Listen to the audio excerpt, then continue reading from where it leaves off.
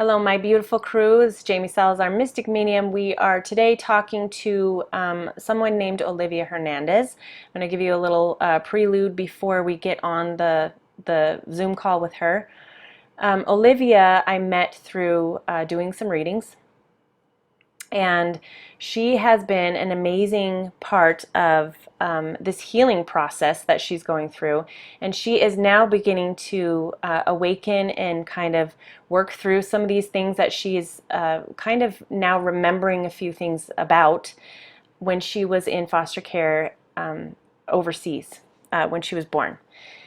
And now she's doing some amazing things. She's becoming a psychic medium. She's doing all kinds of amazing things in healing and healing other people. So I'm going to bring her on, and she's going to tell a little bit about her story. We're going to start really small with Olivia, just because this is the first time she's ever been on camera, or she's not going to be on camera. We're going to keep her off camera, but she's ever really talked about this publicly. So yeah, I'm really excited to bring her on. I think you're really going to enjoy her in her story. And maybe you can, down in the description, or not the description box, sorry, the comments, you can write what you would like to ask her maybe the next time, because I didn't write a ton of questions down, just a couple. Keep it really short and sweet so that we can maybe have her on again and make it not too traumatic for her, because there's some crazy sex trafficking things that she's going to talk about that is not so comfortable. And she's just a really brave woman. So we're going to bring her on, and please put in the comments below or email me through my links that I've got in the description box, and you can ask some questions maybe that I can ask her for the next time around, and then I will bring her back. So I appreciate you. Let's go meet Olivia.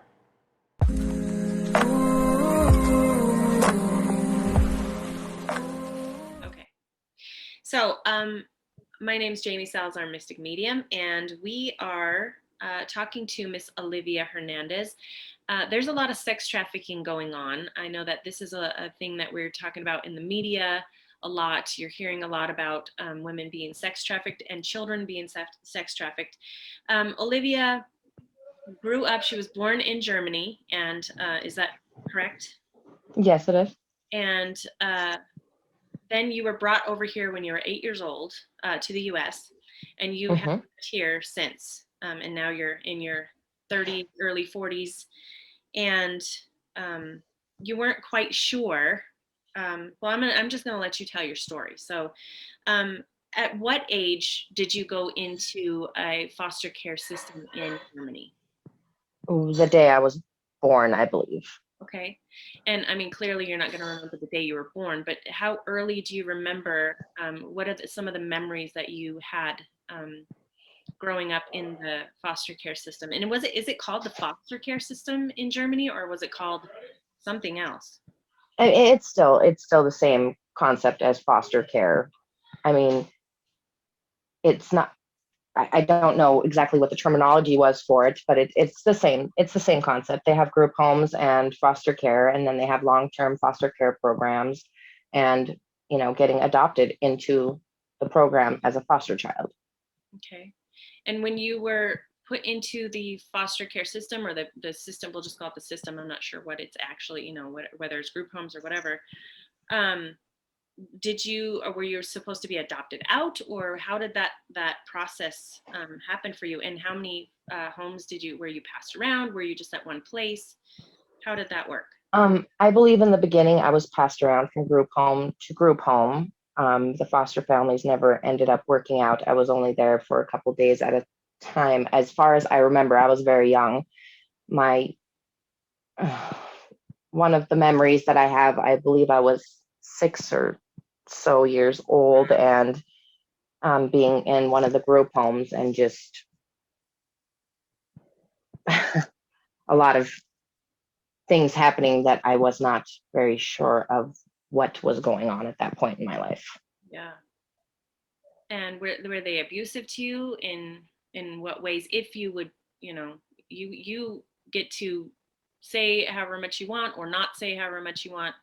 Um, I do recall I remember a lot of abuse from the people that were there supposedly to watch over us, if you want to say.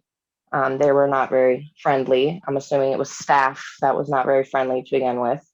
And then just nights being alone, and you were in a room with other children and men coming and doing things to me when I was a small child, and me not being aware of what was going on. Yeah. And were you in the same, so there, I mean, there was other children there, and were you aware that this was happening to other children as well, or was this a I normal thing because you grew up in this? You know, how does that? Yeah, I guess it was just something you came accustomed to, I guess, at that point of where you were at in the system. I don't I don't know per se. Um, I did at one point think I was maybe the only one being abused, because when it was happening to me, I never saw any of the other children getting abused. But I mean, I was young, so I don't know if this was happening to other children too at the same time. Yeah. Yeah. Okay. And was there ever, and how often were you passed around? Like, I mean, to different places or to different people? I don't know how that. Um, I I remember two of the group homes, or when we were taken to other people, Hmm. and one was a very handsy man in a wheelchair, and that one didn't work out. And I don't know, it couldn't have been more than a couple days that I was there. And then the very last place that I went to, it was just abuse from my foster mom, I guess you could say. And that was on a physical, emotional, sexual level a lot of times. Okay. Yeah. And how old were you around this time? Around 7 years old, because I went with my birth mother at the age of 8. Right. And so um, before in the so before you went with your birth mother, uh, Hmm. and then I'm assuming then you were brought over to the U.S. at that point. Yeah, at Yeah, 8. just clearly stopped, and you weren't passed around anymore. Yeah, Um, I had the option of, I was called to, my foster mother took me to a building somewhere, and a social worker came into the room and asked me if I wanted to continue staying with my foster mother or if I wanted to go with my real mother. mhm. And there was a lot of abuse going on in the foster care system, so I chose to go with my mom, who I had met 2 or 3 times in my life at this point. Wow. And I mean, how was that? What were some of the things that the female was, so she wasn't like kind or loving at all? No, I mean, was this? She had her moments that she seemed she cared. I mean, a few of them, but she was very just mean and bitter. And I mean, she used to, for instances, when she'd blow dry my hair, she used to just keep the blow dryer in the same spot and then just burn holes on my head, or just push me down a flight of stairs because I dropped Wow. this red jam on her white carpet. I mean, she was just very, very mean. And at all times, I stayed in this little tiny like closet thing. But then when people were coming over that wanted, I'm assuming from the state, to see how my living conditions were, circumstances would change, and I'd have a big room and a bed and toys and this, that, and the other. And then when they left, I went back to where I stayed. I got She you. was So just that a was, very mean person. yeah. So that was a whole facade that Yes, you yes, absolutely. like, oh, Olivia's got her own room and Yes, she is yes, wonderful. And did you yes. But know? it wasn't, How did you know to play out that? Um, that. because she was very nice at that point. And I was a small child, and she was nice, and I got a room, and of course I'm going to say whatever or be however she wants me to be, because she was being nice. And I was a little kid. I didn't know any better. Yeah. Wow. Um, so do you remember? anything else when you were a small child as far as um, people? Was anybody nicer to you? Was there anybody that you kind of liked being with, or was it completely just passed around from person to person and being abused by everyone? Or was there some kind of a what do I want to say, like being groomed? You know what I mean? Like being Yeah, yeah. Um, the only one that I remember being nice was the last one, her husband, who was the only one that was nice to me. And in Germany, they have these things. They're called Bedhupfer, and they're bed hoppers, and they're like these little tiny little gummy bears. And he used to give me those at night, and he would sneak them to me, so she didn't know. And then I do recall after, I don't really know the time frame. It had to have been within 6 months or something like that, because I was only with them for about a year, and he ended up committing suicide. And then after that, the abuse was more prominent than the physical abuse was more prominent than the sexual abuse after that happened. wow. And so was it her that was sexually abusing you? It was her and her daughter. Wow. And, and then after her husband was gone, it was more physical abuse than sexual abuse. Okay. And do you remember, recall, so I mean, clearly there wasn't a situation, and I don't want to get in, into any part where you're uncomfortable by any means. So you just stop me whenever you would like. Um, the dad, or the man, I should say, Yeah. was not abusive sexually, and he was the nice one. And then Yes. he all of a sudden committed suicide. So do you remember him? Um, like, what did you think at that young age? Did he, I didn't know that he had committed suicide till many years later. Oh, I didn't know anything about that. wow. And what did they Yeah. tell you when he was just still? They never told me anything. He was just gone, and I had no idea what had happened. And then it had to have been months after that that I went with my birth mother. Wow. And I had the option of um, staying with her or going with my birth mother. And I remember being in the room and being a little child, and I was so afraid that they would tell the foster mom that I didn't want to stay with her. And I was scared for my life, because I thought I would have to face her before I got to go with my birth mother. And it was probably one of the scariest moments of my life. Wow. I can't even imagine. Um, was there any, were you ever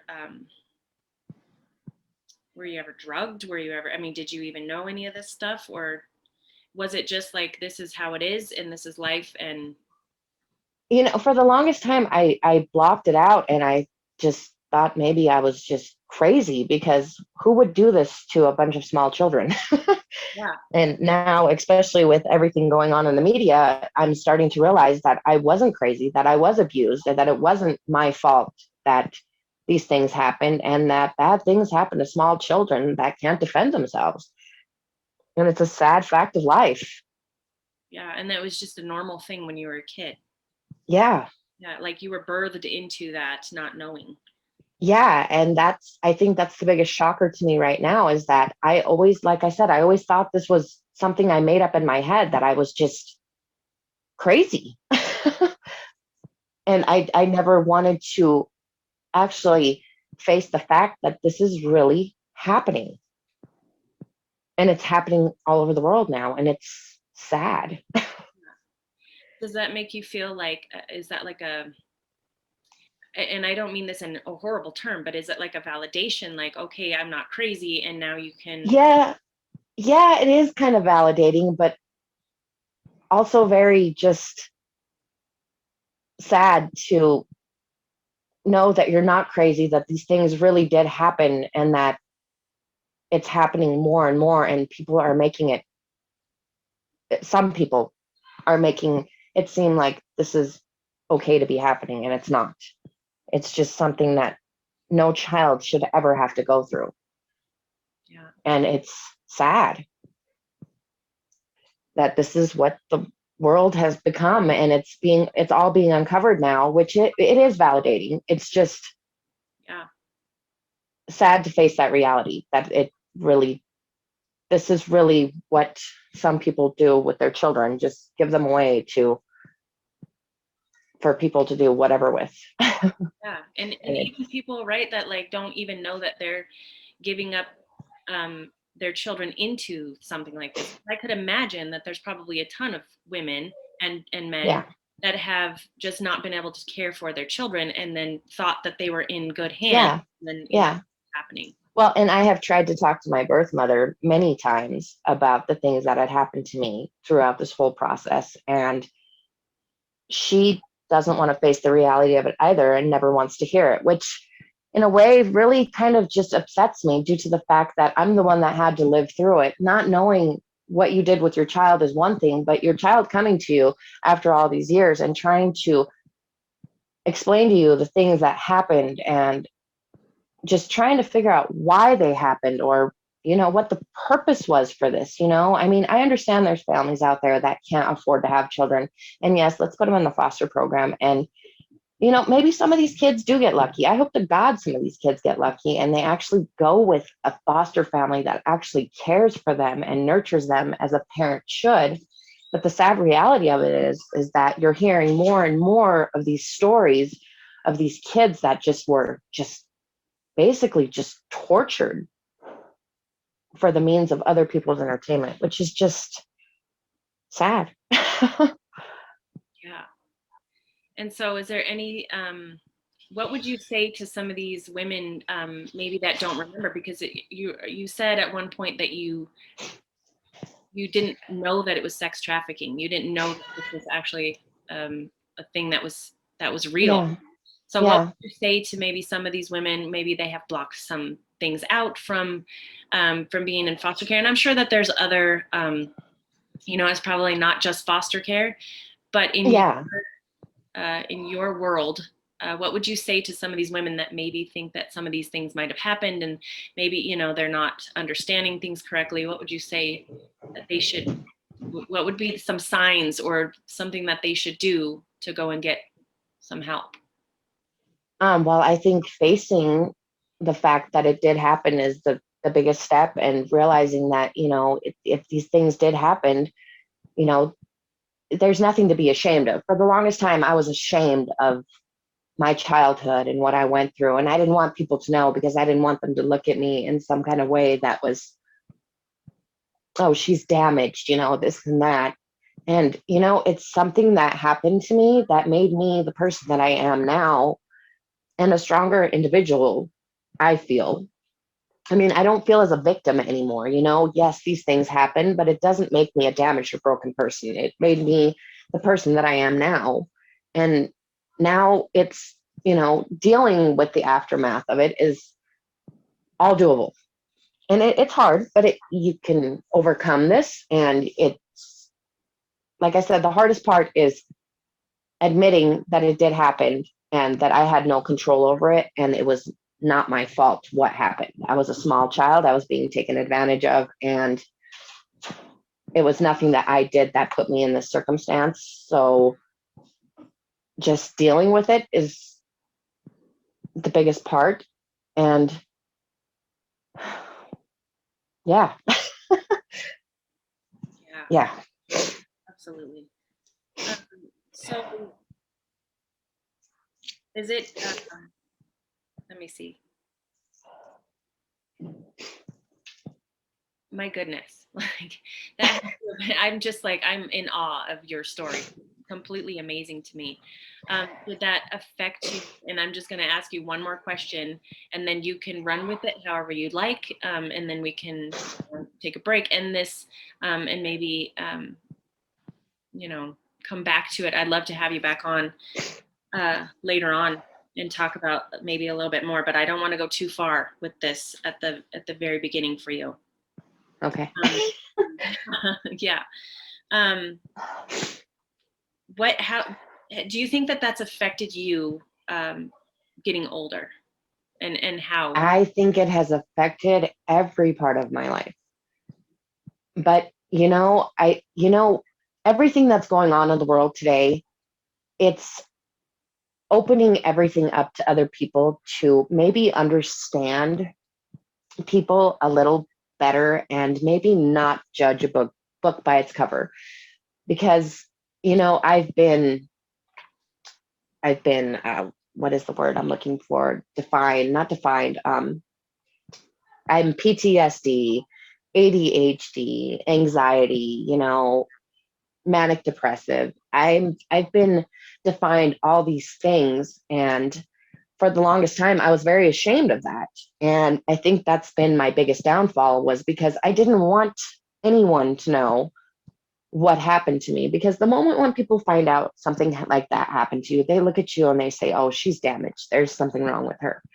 And I think that is the biggest mistake that people make, because it's not about what happened to you, and it's not about what your childhood was like. It's about how you came out of it. I mean, in all facts of life, I mean, I should be a raging lunatic. And I mean, I have my moments, don't get me wrong. I mean, everybody does. But I've never looked at myself as, oh, poor me. I was beaten and raped and abused when I was a small child. So I have every right to be a shitty individual. And for the longest time, I did ride that wave for a little bit. Poor me, poor this, poor that. Oh, nothing ever works out for me. And I always thought it was because of my shitty childhood and because of the shitty things that happened when I was a child. But when you get a new perspective on life and you accept the things that happen to you and you don't let them make you a shitty individual, then you come to see that just because of what happened, it does not make me this damaged, poor little girl. It makes me a woman who went through some shit when she was a kid, but bettered her life and became a better person because of it.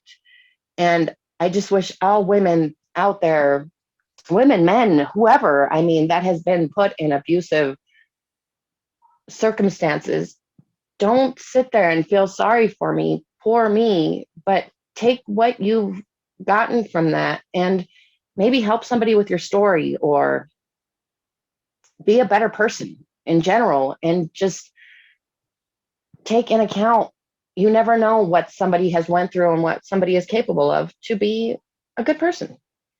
That's why I hate these whole labels of, PTSD. Oh, she was raped as a child, she's damaged goods. No, that's not the way it is.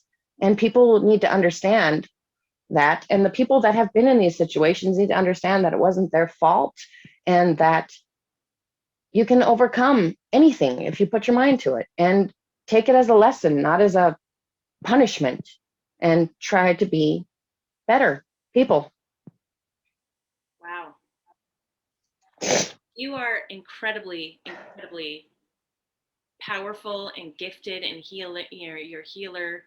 And I am so grateful that you got to come on and talk to people about what you have been through.